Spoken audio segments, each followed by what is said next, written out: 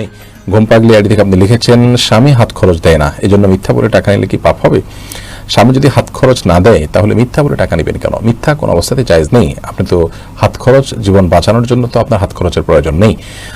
আপনি স্বামীর কাছ থেকে বিভিন্ন কৌশলে আপনি টাকা চাইতে পারেন, ঘুরিয়ে ফিরিয়ে চাইতে পারেন, কিন্তু সরাসরি মিথ্যা কথা বলা আপনার জায়েজ নয়। তাও সেটি তখন যদি আপনার এছাড়া কোনো উপায় না থাকে এবং আপনি যদি একরকম বাধ্য হন যে হাত খরচ ছাড়া আমার চলে না, আমার অসুবিধা হয়, এরকম পরিস্থিতিতে আপনি আপনার খুব বেশি প্রয়োজন হলে সেই প্রয়োজন তিনি না মেটালে আপনি একটু কৌশল করে তার কাছ থেকে চাইলেন, কিন্তু মিথ্যা বলবেন সরাসরি, এটার কোনো সুযোগ নেই। আর আপনার মোহরের টাকা দিয়ে আপনি হাত খরচ হিসাবে ব্যবহার করতে পারেন। আপনার প্রয়োজনীয় সমস্ত যে চাহিদাগুলো আছে, যেগুলো আপনার মৌলিক চাপ প্রয়োজন, সেগুলো মেটার জন্য স্বামী তো বাধ্য।